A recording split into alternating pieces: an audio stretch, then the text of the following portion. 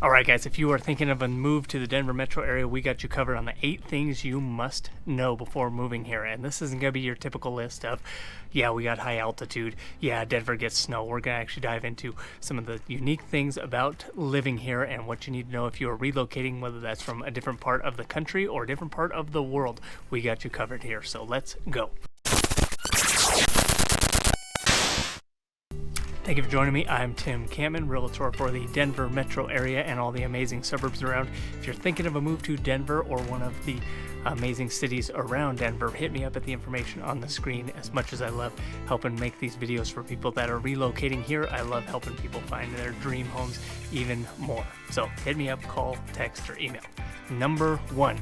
First off, we are going to start with the weather, because people moving here from humid climates or moving here from the East Coast or West Coast are always a little bit surprised. They know it's dry in Colorado, but they don't realize quite how dry it is. We're a very arid climate. We're almost a desert climate, even though we get a lot of snow during the winter. It is very dry here, and especially during the winter is sometime when you want to focus on drinking more water and having lotion chapstick around. Colorado is known for having all 4 seasons, so it's a very nice, mild climate for the most part year-round. We don't have a lot of severe weather or natural disasters. Don't have hurricanes, don't have earthquakes. Occasional, very rare to get a tornado that rips through town. We did have one last year. Kind of hit a few areas of South Metro Denver, but it is very rare that we have any type of severe weather like that. And we do get our occasional blizzard in the springtime or winter, but for the most part, we're pretty mild here. We don't get long cold snaps like areas of the Midwest and areas of the Northeast. So unless you're living in the high country, you're not going to have to plug in your vehicle overnight. And for the most part, unless you live in a very old house, and we get a very, very long, sustained, deep freeze of 3 or 4 nights where it's going to be significantly below 0, which is very rare. You don't have to have your pipes in your house, water dripping, and things like that to avoid pipes bursting. Fortunately, most of the homes nowadays are built with higher standards and have a little bit better insulation, so that's not as much of a concern. The one thing weather related that you will want to be prepared for is hailstorms. Hailstorms throughout the spring and summer are very common, and they can lead to an increase in your homeowner's insurance premiums or your auto premiums going for insurance. So always good to have a garage if you can get one in the house that you decide to rent or buy here. That'll help protect your car from some of those hailstorms, but be aware that those hailstorms can rip through and cause some cosmetic damage to your vehicle or damage to your roof. Another thing to remember when shopping for homeowners insurance out here is find out what your deductible for hail and wind damage is versus a standard homeowner's claim. It's usually a little bit different. You may have a $1,000 deductible for general homeowners insurance claims, but if it's a hail or wind claim, they may charge a percentage of 1 or 2% of the total replacement cost of that roof. So be aware before you sign up for your insurance cost when shopping for homeowners insurance or auto insurance in Colorado. Okay, number 2, when we talk about Denver, people from Denver, if they're traveling around the country, even if they don't live technically in the city of Denver, they will say, hey, I'm from Denver, because that's the place people know out here. So when we refer to Denver, when we look at a map, we're generally referring to everything within this C470 loop or circle that surrounds the metro area. Now this is going to encompass a lot of towns and suburbs and neighborhoods, places like Lakewood and Thornton and Westminster, Littleton, Centennial, and it even has gone beyond that recently. Outside of this is Castle Rock and Parker, and towns like Erie and Dacono.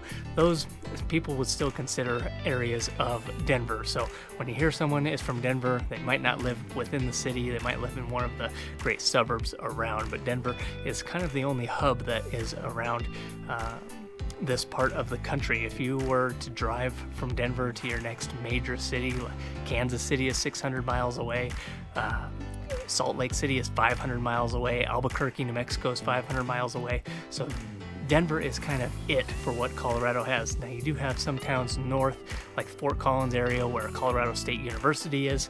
If you live that far north, then you're probably saying, yeah, I'm from Fort Collins. Or if you live further south, Colorado Springs is about an hour to hour and a half south of Denver. That's sort of your next big city that has a distinction from the Denver, Colorado area. So when you talk about Denver, we're actually talking about a lot of cities that kind of encompass all of the Denver metro area. Okay, item number 3, something no one is talking about here, vehicle registrations. If you are getting your license plates for your vehicle here in Colorado, we are not a flat rate state like I know some other places are around the country. So if you're expecting a flat rate of 25 or 50 bucks to register your vehicle, you are in for a surprise when you move here. Colorado is based off a percentage of what the vehicle's value is. So if you go out and you buy a $70,000 Suburban, you're going to have some sticker shock. It's probably going to be $1,500, $2,000 to get the registration for that vehicle.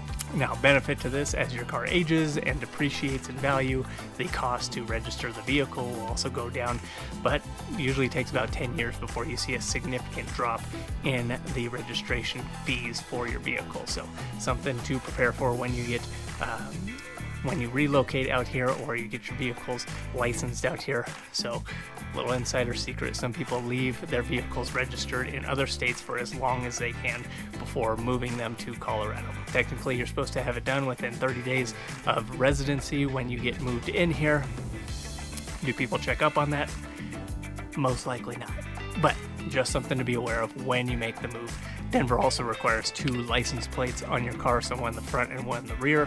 So I have known people that moved from Arizona where it's just a single license plate requirement, have to get, a mount put on the front of their car for that secondary license plate to be visible. Are you going to get stopped for it by the police? Probably not, but there is the possibility of them stopping and investigating and telling you you need to get a new license plate on the front of your vehicle. Okay, now we're going to talk about employment and economy here in Denver. So we're a very diverse economy, and we're not all based off of one entity like oil and gas or the auto industry. We are also a right-to-work state, so unions really don't exist very much out here in Colorado. There are maybe some, but they're definitely not as powerful or have as much pull as a lot of unions that you see in the Midwest and back out east. Even with our fire departments and police departments, they have their own unions, but definitely not as strong as a union like New York City Police Department or Chicago PD. Right-to-work states do have their benefits that you can negotiate your own salary. If you believe that you're worth more, you can go out in the free marketplace and earn more. Does it have its drawbacks as well? Yes. No economic system is absolutely perfect. I prefer the free market system where you're able to go out and earn your own and make the best life possible for yourself. But I do know that there also are nice protections and value to unions. Colorado also has a higher net median income per household, so that is a nice benefit up here because we do have a higher cost of living. We're about $78,000 median household income, where the national average is closer to like $65,000. So it is a benefit, but it's also very necessary because Colorado is a higher cost of living state than a lot of the rest of the United States. Okay, number 5. Now, if you are moving from maybe a quiet town or a smaller part of the country, you're not even going to notice this, and Denver might be a very popular hotspot for nightlife for you. But if you're coming from a place like Los Angeles, Vegas, Chicago, New York City, Boston, Denver really doesn't have a big nightlife scene. A lot of the, unless you are in the heart of Denver, kind of the downtown area or different parts of Aurora, most of the towns around the Denver metro area roll up the streets on a weeknight at 10 o'clock at the latest, and some even at 8 p.m.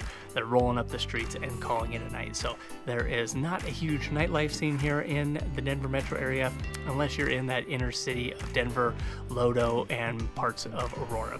For me, that's great. I'm a boring person. I don't need a nightlife, so it works out perfectly for me and my family, especially if you're into more of a suburban style of life, a little bit slower paced and not in the hustle bustle of the city. Really not a negative for you. It's probably a plus. Moving out and having less nightlife, less activity late at night. Number 6. Now, Colorado is known for a very active lifestyle, a lot of outdoor activities to do. When I mentioned the weather, that we don't get a lot of cold snaps where it's multiple days below zero or freezing, that has led to even an active lifestyle in the winter. But something that most people don't understand is the mountains are actually further away from Denver than you might think.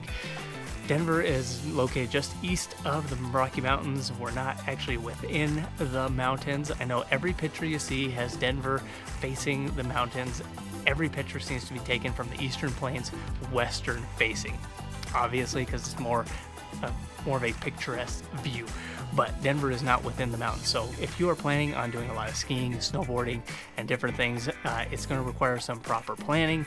It usually takes an hour to 2 hours to get up to some of those ski resorts, an hour on the short end for some of the ones that are closer into town, and for some of the ones that are a little bit bigger, larger, more popular, Beaver Creek, Vail, Aspen, those are going to be closer to 2 hours away, and that is generally without traffic. So another thing, locals do not ski during the weekends for the most part. I don't ski at all, it's just not something I'm into anymore.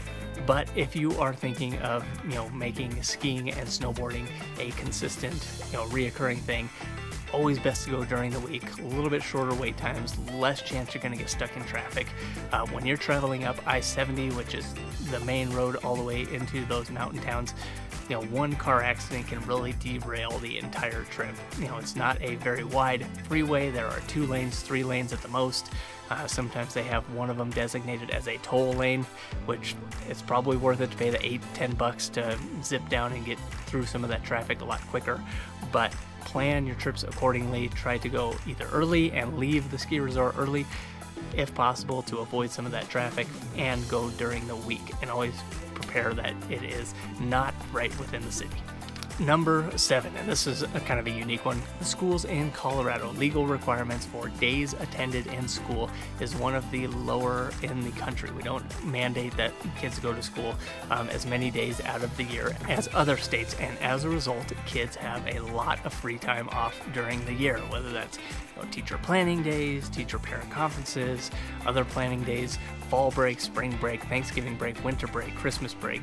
There are a lot of breaks in the school year, and something that some people are not prepared for when they move out here, because they think, my kids are going to be in school 5 days a week, and they get their work schedule around their kids' school schedule, and then you have all these random days off during the year, whether that's a 3-day weekend here, a 4-day weekend here, a week off of school here. So it requires some finesse with the calendar and planning, and who's going to watch the kids, can they stay home alone.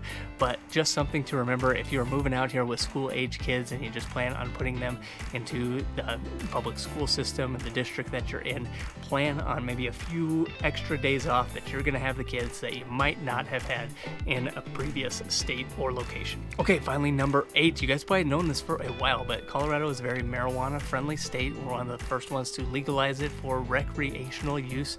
But prior to that, we legalized it for medicinal use. And I'll be straight with you, I was a police officer at the time. Everyone who really wanted to get their hands on marijuana at the time found a way to get it through a medicinal card. So when we legalized it for recreational use, there wasn't this huge, plume of new smokers coming out of the woodwork. Most people who had wanted to get it had already got it at that time. Now, if that's something that is going to bother you, if you are in the inner city of Denver, that Lodo area, and parts of Aurora, yes, you're going to see a lot of dispensaries, a lot of shops that sell marijuana or marijuana derivatives or different things having to do with marijuana, THC, and other edibles and things like that. If that's something that's going to bother you, one of the suburbs is going to be a better fit for sure. Certain municipalities around like Castle Rock, maybe Parker, and different cities have banned the sale of recreational marijuana. Now, some of the cities do still allow for a medicinal dispensary, so you have to take that into consideration. If you're a person that it is going to be a detriment to have that around, you're going to want to explore some of the other suburbs around Denver, and maybe not be right within the heart of Denver if marijuana smoke and seeing marijuana dispensaries is going to have a negative effect on your quality of life. Guys, I hope you found this helpful. What are some things that you did not know about Denver before moving here that you wish you would have known before? Always helpful to get comments from people who have relocated out here. It gives me great ideas for future content for people that are relocating to the state. If that is you and you are thinking of a move to the Denver area, reach out to me. We'll schedule a call. We'll get you set up for success on your move into Denver. Or maybe you're on the flip side. Maybe you've lived in Denver your entire life, like I have, and it has changed so much, and you are looking for a different pace of life and a different style of life going forward, if you are looking to relocate somewhere else in the country, I would love to help you not only with the sale of your home here, but getting you connected with a trusted professional in the state that you are going to move to. So hit me up, call, text, or email. Don't forget to subscribe to the channel and check us out every week doing videos in and around Denver.